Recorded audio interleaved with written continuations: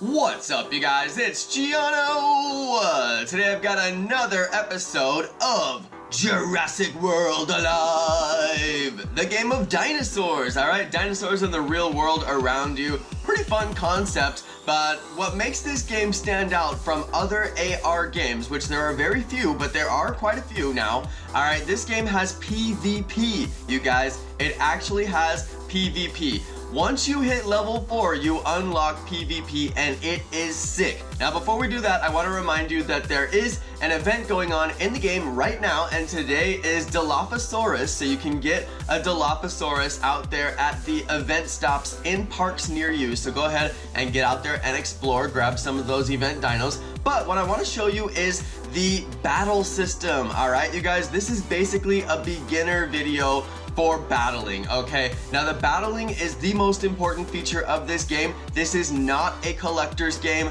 like Pokemon Go. It is a battling game, all right? You're gonna battle against very real people, not AI, all right? You're collecting dinosaur DNA to get very real dinosaurs to battle against very real people, and that's the biggest distinction between this and every other AR game. You can actually advance in the leagues and become a top-ranked player on a global leaderboard, which is what I'm going to attempt to do. We'll see if I can get there. So what I want to show you is some of the trading grounds. All right, we've got Owen here, and he's showing you some pretty important stuff. There's 2 lessons that you need to get from the training grounds, so that's why I left this footage in the video. First off, which we already saw a second ago, is the speed, all right? Speed on your dinosaur is the most important thing in this game, and I'm going to show you why during this video. And then the other thing you need to know is armor and shields, all right? Speed and armor are pretty much the 2 main factors that you're going to use to your advantage in this game, and I'm going to show you how all of that works. Now, this is my team that I actually used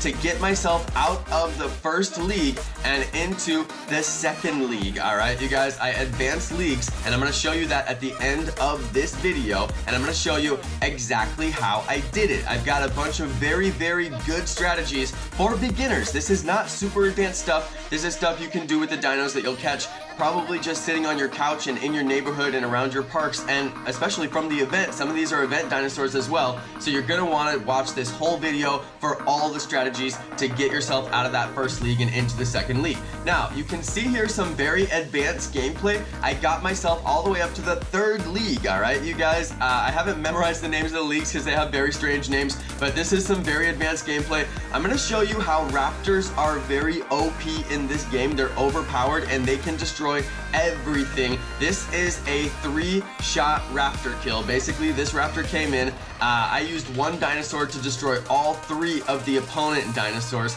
and there's nothing he can do. It's a total shutdown. I'm able to use my Velociraptor to win all 3 of those battles in the really high leagues. So that tells you that Velociraptor is an OP strategy early in the game all the way through later in the game. So you're going to want to learn the Velociraptor strategy. Now, in this case, I made a big mistake.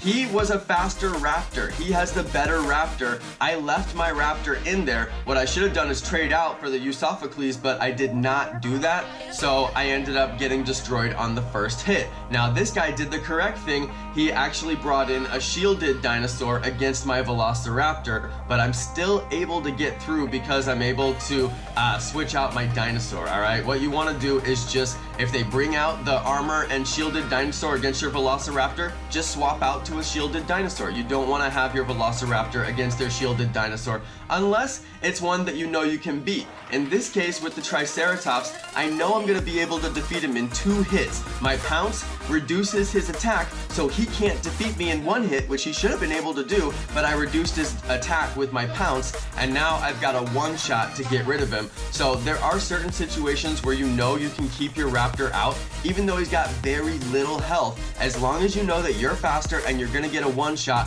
you're good. And if you're not going to get a 1-shot, then get him out of there, because you need to save your raptor for revenge kills. Revenge kills are a very advanced strategy. I'm going to show you that in another video, but basically know that you should never let your Velociraptor die, and you should keep it even if it has very little health, because you can bring it back in to get advanced strategy kills. So I'll talk about that on another video. This is a video on how you defeat the raptor. This clip right here you basically want to bring in a Stegosaurus. Stegosaurus is how they show you to defeat raptors in the training. They actually have you use a Stego to take them out. This is the Wuerhosaurus. He's a rare dino. I was able to unlock him, and you can see I was able to defeat the raptor using that dino. You want to slow down the raptor with the Thagomizer, and you want to use your armor to your advantage to be able to take multiple hits. Basically, the strategy to getting through a raptor is being able to take a couple of raptor hits and then smack him down, and you need to get rid of that raptor. Don't let him stay in the match because they'll use it to revenge kill against you later on. But yes, you do have a couple of different strategies you can use to use the Velociraptor to your advantage and also to defend against the Velociraptor. It's very important. Now, this is a really sweet move right here while we're talking about the Wuerhosaurus. I'm probably saying all the dinos wrong. Sorry about that. You guys can roast me in the comments, all right? Roast me if I said it wrong. But here's a really good strategy. If you use this dinosaur's ability to reduce attack, see how the damage over time did almost no damage? That's a very advanced strategy right there, but you can use it early in the game, so that's why I put it in my beginner strategy video. He basically has a damage over time bite, and he does damage with the bite, so it's 2 attacks. But if you're able to reduce the attack with the Wuerhosaurus, then you're able to make both of those attacks essentially nullified, and by doing that you reduce a ton of damage. So that specific strategy is how you get through that particular dinosaur, and it really does work great. So if you guys want to rewatch that clip, it's really important. It's a good clip, and it shows how you can get through that particular dinosaur, which is so hard to get through, but I learned that strategy.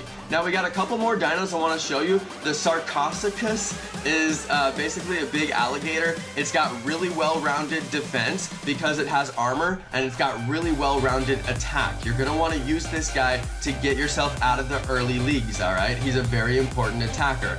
The other important attackers for the early leagues is going to be your Triceratops. Triceratops is very OP early in the game, so make sure that any variation of Triceratops that you can get, throw it in there. It has the ability to stun, which is fantastic. That will give you such an advantage. If you can take away your opponent's turn, that can be a match win for you. So the ability to stun is really good. Also, they have armor. The armor is essentially gonna protect you like so well. So basically, if you have armor, you want to be using the armor. I said earlier in the video, armor is one of the best strategies in this game.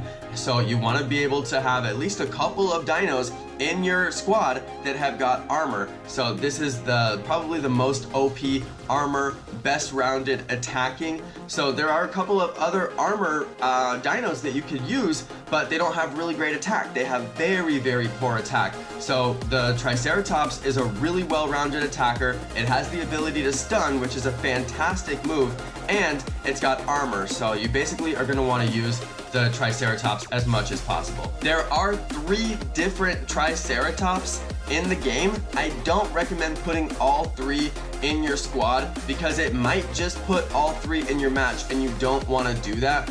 The only other thing that I'll mention before the end of this video is that choosing your squad is really important. If you don't choose the right dinosaurs, it will randomly select you weird dinosaurs. So you choose 8 dinos in your squad, but it only gives you 4 for every match. So how does it choose? Well, it's based on level, I found out. So if you are putting in a bunch of high level dinos, it's always gonna choose those dinos. So I couldn't get it to bring my Velociraptor for many, many rounds. I was like, why won't it bring the Velociraptor? I really want the Velociraptor. It's super OP. You wanna have it on every match. Well, my Velociraptor wasn't leveled up enough. I was using rarer cards. I had Utah Raptor at a certain point. I had other rare cards. So it was selecting those cards instead of my Velociraptor. So if you're having that problem, use more common cards or level up your Velociraptor. Either way, all right? So those are the 2 strategies to get your Velociraptor in the match, and you definitely need to get your Velociraptor in the match. Early on, it's not going to be that big of a deal. It'll always select it, but as you start to level up your cards and introduce new dinos into your squad, then it may stop selecting your Velociraptor, and you're going to need that Velociraptor. So just, if you notice it's never bringing in your Velociraptor, just swap out your cards for more common common cards or lower level cards and make sure that it brings it in that Velociraptor. It won't bring it in every single time, so if you can bring another fast attacker, it will definitely help you out. But that's gonna be it for this video, you guys. I put this together to show you some beginner strategies to get you into the next league, and as you can see, I was able to get myself into the next league. So make sure you evolve your Velociraptor, make sure that you're using armor to your advantage, and make sure that you know how to swap out your dinosaurs. Swapping out dinosaurs is probably a very important skill that you need to know, but it's pretty obvious. I mean, when they're about to die, just swap them out and don't let them die, and make sure that you're looking at speed. It's very important. All right, you guys, thanks everybody for watching my video. Thanks to my amazing subscribers, and peace.